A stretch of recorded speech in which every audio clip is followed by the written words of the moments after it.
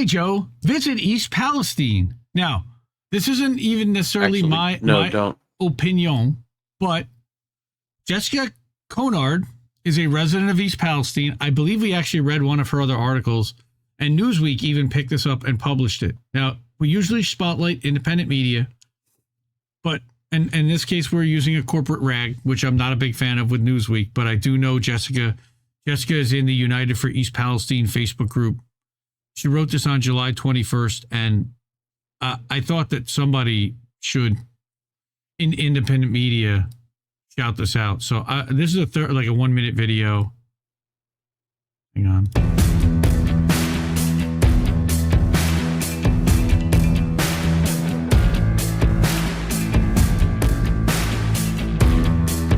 Does it need to turn the sound off?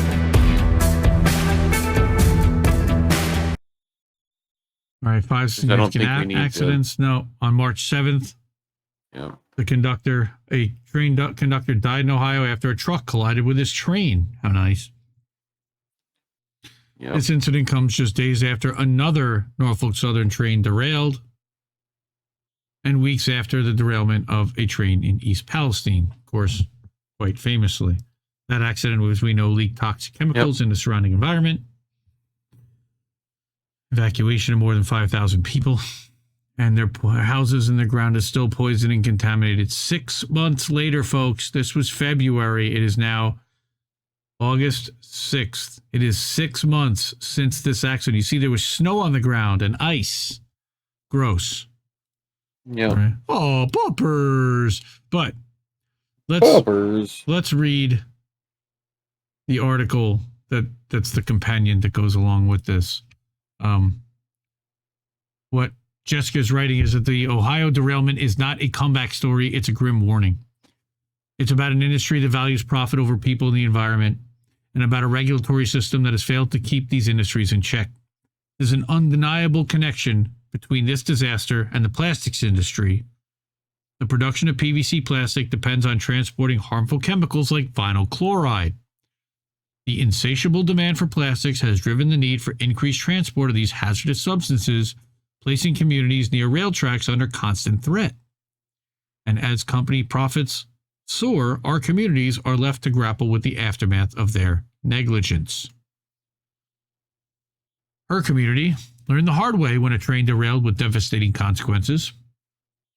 They witnessed the callousness that the rail industry is capable of when they laid tracks over their poisoned soil, only a day after conducting what is likely an illegal open burn of the vinyl chloride voluntarily spilled from 5 rail cars, a decision we are only now learning may not have been necessary. President Biden, it's time to declare an emergency in Ohio, Pennsylvania, and West Virginia for those who have felt the impact of this train derailment. And that's the reason why she wants him to go there, is to see this for himself, because he hasn't. And the minute he goes there, he's going to declare it a federal disaster agency. Yeah, but he could do that without going. Honestly. Yes, but he, like a Republican, like a conservative, like a shitlib, the only way that these assholes have any empathy for anybody is if they personally strongly worded letter to Joe Biden is going to work. Is if they personally have to experience it themselves. No, there have been tons of pressure campaigns. This is just her begging because she doesn't know what else to do. Her home is outside, just outside the shockingly small evacuation zone, which is 1 square mile from where the fucking thing happened. I watched from home as an ominous mushroom cloud expanded and crept over the place where I grew up.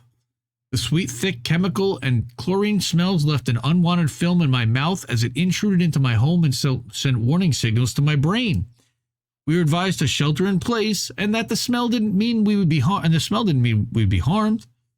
Unified Command reported on March 31st that residents were having acute health issues. Many residents still beg for improved indoor air testing, as the horrid odors linger inside and out for many even 5 months later. Now 6. And they're not doing anything about that. They're still reporting ridiculously high dioxin levels in air filters. Her town's freedoms have been hijacked, and with it, the narrative. It's astonishing how good Norfolk Southern is at running a PR campaign aimed at distracting from the core issues at hand, such as inefficient indoor air testing, and early cancer screening opportunities. Declaring an emergency now, not only for Ohio, but for Pennsylvania and West Virginia residents in that tri-state area, will set a precedent to ensure the freedoms of her fellow Americans won't be held hostage at the next derailment. Hell yeah. Her young children, who just experienced the pandemic, are now asking again if their school is safe, or if they'll die, or if we'll continue to live, or they'll die if we continue to live in East Palestine. And yet this could have been prevented. We've been left to beg for reimbursement, for relocation, for loss of income, for related medical expenses, and for clean air and water filtration systems from the company that caused this mess in the first place. The offender's financial assistance has come without clear criteria, length of time, or guidelines. We need to know that our lifelong investments in our home and community will be protected. She says, I'm grateful for the NTSB investigative hearing that they had last month, but the people of East Palestine have more urgent needs. You started the crime investigation before... Was that hearing that people walked out on? No, that was at the Ohio State House. No, that was a federal hearing that Congress had. No, they had a federal hearing about this in Congress. You started the criminal investigation before treating the victims that are still bleeding. And we literally are bleeding. Our bodies have suffered from nosebleeds, headaches, respiratory illness, intestinal irritability, and eye irritation. Community members are now experiencing neurological symptoms and rectal bleeding, enough for blood transfusions. Mm-hmm. If you take action now, you can save lives, and if you delay, then people will die. And he will intentionally cause people to die and do it without even a second's moment thought. We know the cancer clusters are coming. We deserve the same protections as the people of Libby, Montana, who are now all eligible for Medicare following one of the worst asbestos exposure incidents in history. By the way, someone's been reading. Colin talked about Libby, Montana 5 months ago. We also think that's where this is coming from. I don't. But yep. Maybe.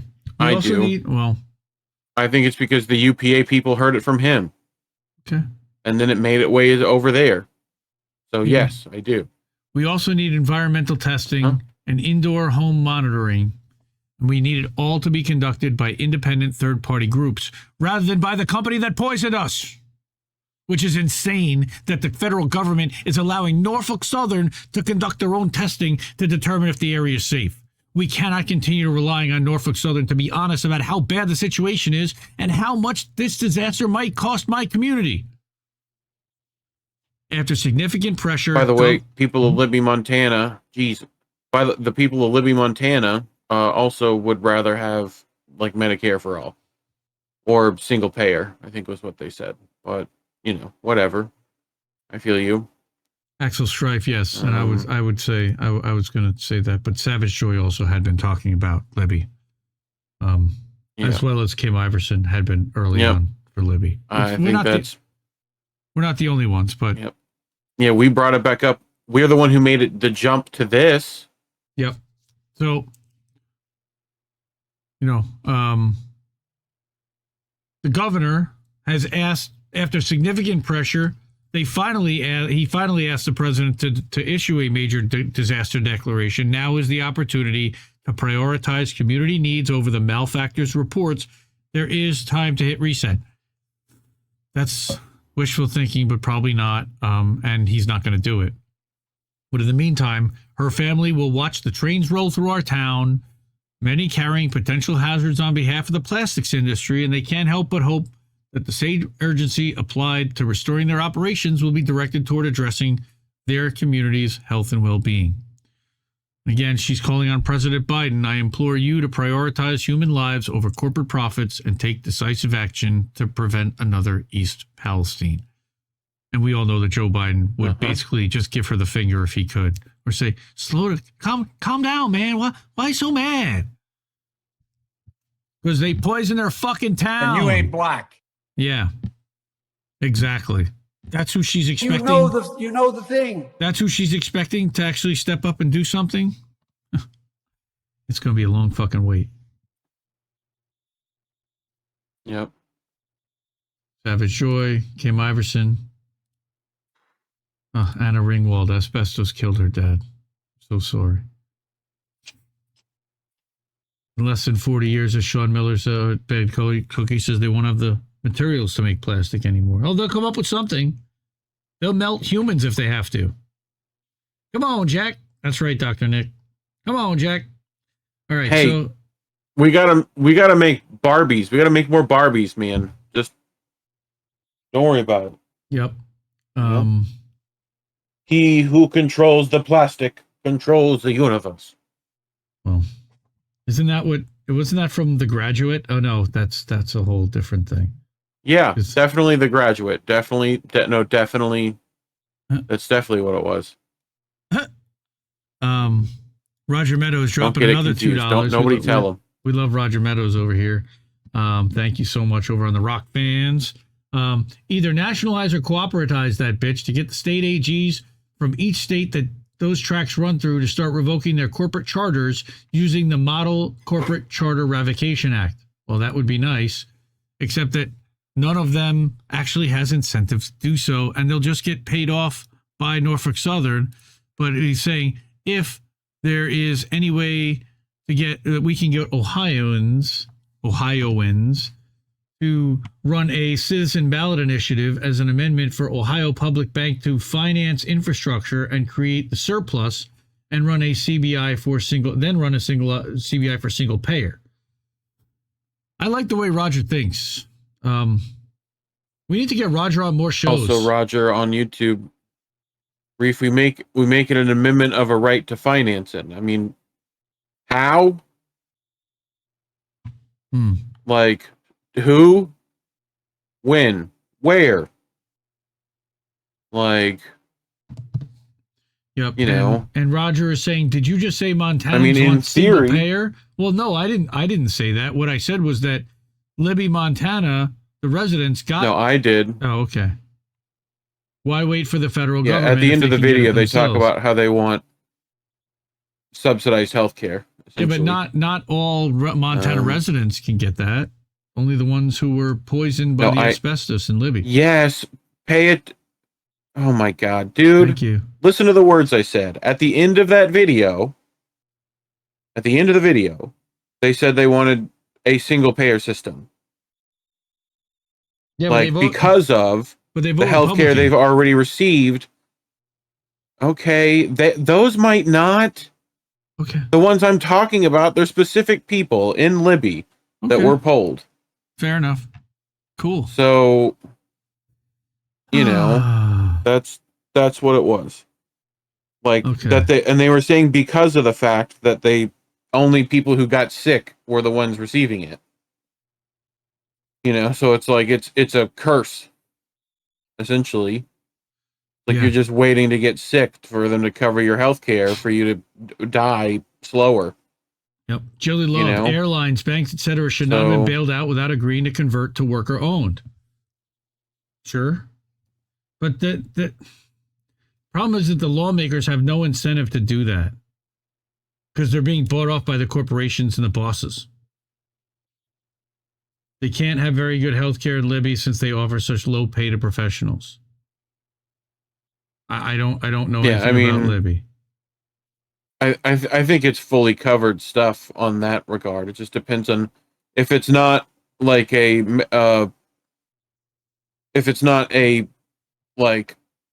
symptom of that exact problem, then they don't follow up with it. It has to be directly related. It's like Marines who get their health care covered over Agent Orange at Camp Lejeune. It's like it has to be directly related to that. So, well, see, the other thing is, Jilly Love saying we really need CBIs, like citizen ballot initiatives, like making war profiteering illegal and healthcare and ending wars and everything. Yes, but what we're finding is that states are just either ignoring or overturning the citizen ballot initiative, getting around it, overriding it. Yeah. Look what they did in Florida, where everyone was excited that 1 million felons were going to have their voting rights restored. And what did they do? They put you have to have your fines all paid up in your court fines or you can't vote again, and most of them can't. Same thing with South Dakota, I believe, had voted to decriminalize cannabis. And the state legislature it was either North or South Dakota, state legislature overturned it. Said, nah, we don't care. It's still illegal. Yeah. Yes, I did see somebody said that Minnesota finally did pass recreational. Bad cookies. That's right. Thank you. Appreciate that. Democracy simply doesn't work.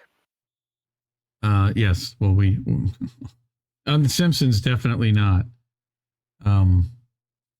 Both are pretty good. The original has outdated CGI. What are we talking about? Matrix? The new Matrix thing? I need to watch that. Oh, Dune. Okay. No, not Dune. Sorry. What did you say it was? Matrix? The Graduate. Oh, yeah, that one. The Graduate. Are you trying to seduce me? Would you like me to seduce you? Yeah. Yes, that one. All right, time for Indy to go on Twitter because I think it's almost time for boats. Just like you're not allowed to go to Twitter. It's time for Reef just like I'm not allowed to go to Twitter while you're doing a show. It's time for Reef to eat whenever I go to do stories. So close all the tabs and pay attention because you're not addicted to all my social media. It's going to be fine. What? It's my phone that I don't. Yeah.